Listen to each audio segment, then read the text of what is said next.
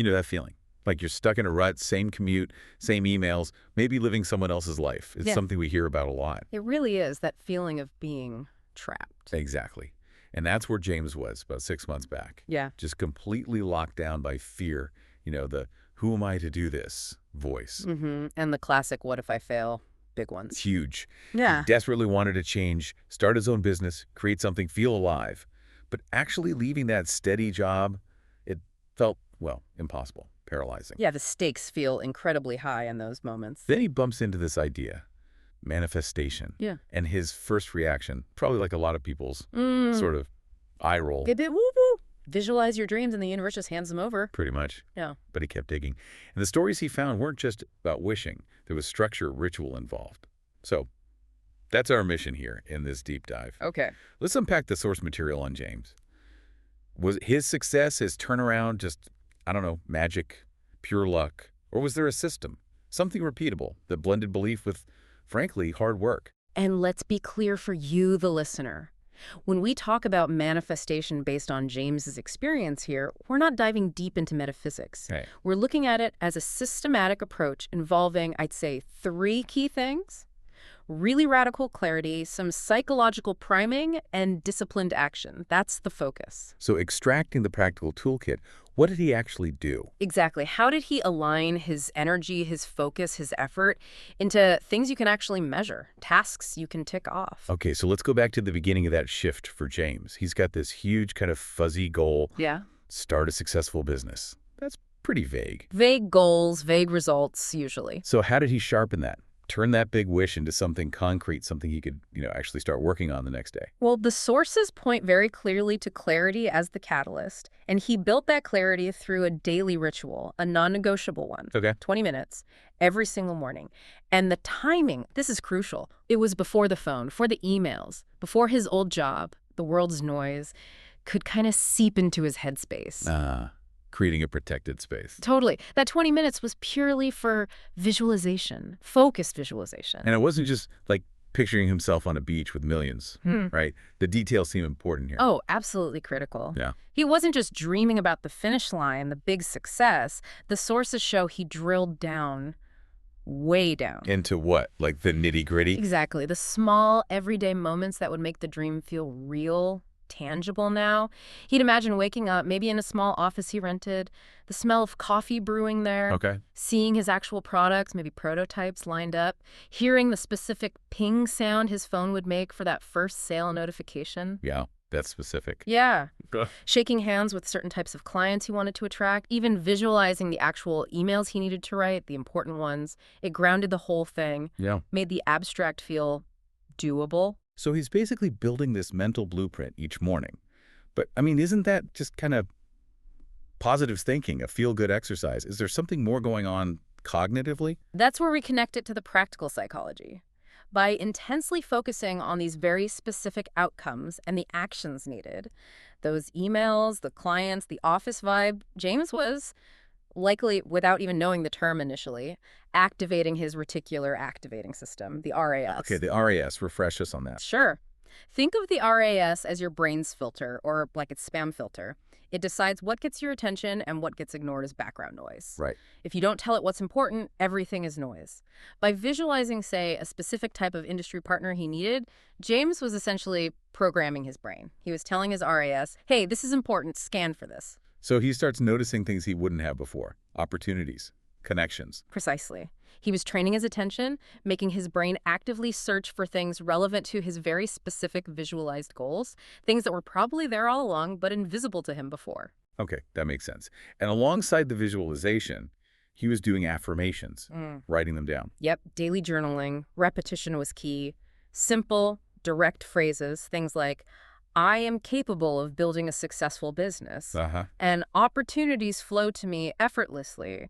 And the sources are quite honest, noting that at first this felt really awkward, even silly to him. I can imagine saying that stuff out loud or writing it down when you don't fully believe it yet. Exactly. That feeling, that internal cringe or eye roll, that's the resistance point. But pushing through it is a form of cognitive restructuring. He was actively, consciously overwriting that old, paralyzing script. But what if I fail? script. Yeah, replacing it with a new script focused on capability, on competence, on possibility. The mindset shift wasn't the result of success. It was the necessary first step towards taking action. Okay, and that's the bridge, isn't it? Yeah. The sources hammer this point home. Visualization and affirmations alone, without action, that's just... Daydreaming, wishful thinking. Pleasant maybe, but it doesn't build a business. Right, so this is where James had to step out of the internal work and into the external. Measurable tasks, things he could actually do. Hold on, though, before we get to the action part. A question probably occurs to you, the listener. If he's so focused on belief and visualization, Yeah. isn't there a risk? Couldn't that just mask, bad planning? Are we just hearing about James because he got lucky, the survivorship bias thing? That's a really important point. Did the sources address that? How did he avoid just believing his own hype without a solid strategy? They did, and it's crucial. His strategy wasn't rigid. It was highly adaptable, focused on immediate feedback. He seemed to grasp that the visualization wasn't meant to magically create the strategy. Okay, so what was his purpose then in relation to strategy? To generate the courage, the focus, the resilience needed to actually execute a strategy, and maybe more importantly, to pivot when it wasn't working. Ah, okay. So it fueled the execution and adaptation. Precisely. And look at what he did daily. It wasn't just the ritual. He dedicated serious time to validated learning. He didn't just disappear for 6 months building some perfect thing in secret. Oh. No, he focused intensely on an MVP, a minimum viable product, super basic version of his idea. Right, the lean startup approach. Exactly. He got that MVP out quickly to maybe 10 early adopters, and he wasn't just asking, do you like it? He asked tough, specific questions about pain points, about pricing, about what wasn't working. That's practical. So he wasn't just vaguely researching his niche. He was getting direct feedback, asking things maybe he was too scared to ask before. Totally. His journal apparently shows a real shift in how he approached marketing, too. He ditched the big, expensive kind of spray and pray awareness campaigns. Which can kill a startup's budget fast. Absolutely. Instead, he went hyper-focused. Micro-influencer outreach within his specific industry. Direct engagement in niche online communities. He identified like 50 specific people who already served his ideal audience and personalized his approach to every single one. And that level of specific action, you're saying, came directly from the clarity he was building in those morning sessions. It seems directly linked. Yeah. The internal work reduced the fear of rejection, the fear of looking foolish. That unlocked the ability to take those calculated, specific actions externally. And then those external actions presumably started to generate results. Yeah. Little wins. Exactly. And those small wins, that data, it fed back into his belief system. It wasn't just an affirmation anymore. He had proof, however small, that it was working, that he was capable. A positive feedback loop. Action validating the mindset. Mindset fueling more action. You got it. The action became the evidence. The sources suggest he treated that daily visualization almost like a project scoping document. Huh.